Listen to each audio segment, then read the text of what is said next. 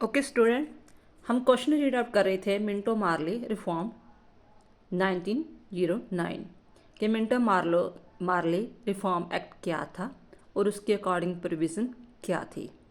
ठीक है, और नेक्स्ट इसका क्वेश्चन है, थर्ड इसका क्वेश्चन है, write down any two defects of the act 1909 और write down any two weakness of Morley Minto reform act 1909 कि 1909 का जो मार्ले मिंटो रिफॉर्म था, एक्ट था, उसमें कौन सी कमियां रह गई थी। 7-8 कमियां हैं। वैसे यहाँ पर हम शॉर्ट क्वेश्चन आंसर कर रहे हैं, यहाँ पर हम जस्ट ओनली 2 जो वीकनेस पॉइंट्स है उसके वो डिस्कस करेंगे। फर्स्ट पॉइंट है, no provision was made to establish responsible government. Mean है responsible government in India, where the Congress Party had declared its objective to establish a responsible government in 1906. On the other side, Lord Morley had said that his objective was not to introduce responsible government in India.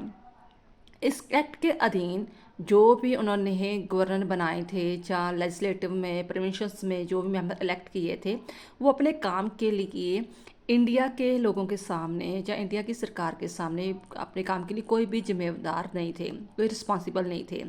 जो भी उससे सवाल पूछा जाएगा वो just British की जो महारानी थी या उसकी वहाँ की सरकार थी उसके सामने रिस्पॉन्सिबल थे।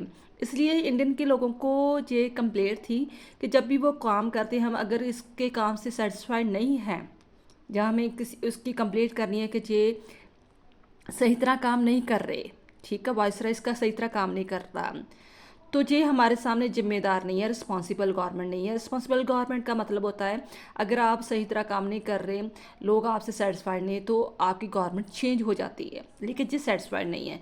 दूसरी तरफ जो कांग्रेस है उसने डिक्लेयर कर दिया था कि मैं स्वराज पार्टी बनाने जा रहा हूँ, ठीक है, पार्टी ने। तो मेरी जो पार्टी है, कांग्रेस पार्टी है, वो हर काम के लिए इंडियन के लोगों के सामने रिस्पॉन्सिबल होके, जो हमारी जो पार्टी होगी कांग्रेस पार्टी, उन्होंने अपने आप को डिक्लेयर कर दिया था कि हम अब स्वराज स्थापित करेंगे, ठीक है, अपना स्वशासन स्थापित करेंगे। तो हमारे जो मंत्री है जो भी काम करेंगे वो एक रिस्पॉन्सिबल गवर्नमेंट लेकर आएंगे इंडिया में। तो ये सबसे बड़ा लेकअप पॉइंट था, इसलिए भी ये लोग इस जो रिफॉर्म बना था, एक्ट बना था, उससे सेटिस्फाइड नहीं थे। नेक्स्ट वीक पॉइंट रहा, through the Parliamentary Reform Act 1909, India's unity was given a severe blow because through it different classes and communities were provided separate representation. The seeds of the division of India were sown in the 1909, as a result of which India got divided in 1947. इसमें बेटा 2 points आ रहे हैं।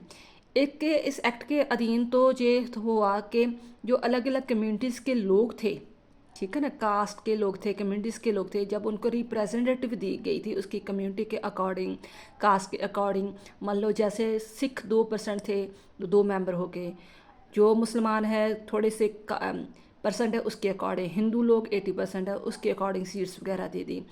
तो ये लोग थोड़े से इकट्ठे हो गए, यूनिटी क्रिएट हो गई। लेकिन इसका एक और भी साइड इफ़ेक्ट पड़ा। जो मुस्लिम लीग थे, मुस्लिम लीग पार्टी, जैसे कांग्रेस पार्टी हिंदुओं की पार्टी थी, मुस्लिम लीग की पार्टी जो मुसलमानों की पार्टी थी, वो सोचते थे कि जहाँ इंडिया में मैक्सिमम कौन है, हिंदू लोग हैं, 80% तो हिंदू लोग हैं, ठीक है ना, तो इस प्रकार हमें तो जस्ट थोड़ी सी मल्टी वोट मिल रही है, हमारे रिप्रेजेंट बहुत कम है, तो हम इस तरह पूरी तरह सेटिस्फाइड नहीं है इससे, तो हम अलग देश जाते हैं, हम इंडिया में नहीं रहेंगे, हम जो हमारा देश है, जो मुसलमानों का अलग देश होना चाहिए। तो जब रिप्रेजेंटेशन उन्होंने कास्ट के अकॉर्डिंग, कम्युनिटी के अकॉर्डिंग अलग देनी शुरू कर दी अंग्रेज़ों ने, तो इसी के कारण ये मान लो कि एक डिवीज़न के सीट जो उन्होंने 100 कर दिए थे, 20 दिए थे, कि अब वो फ्यूचर में ये 100% था कि वो कभी भी अलग जो इकट्ठे नहीं रहेंगे, तो उनका बंटवारा होकर ही रहेगा। The seeds of the division of the India were sown in 1909, as a result of which India got divided in 1947. I hope जी आपको 2 पॉइंट समझ में आ गए होंगे। थैंक्स बेटा।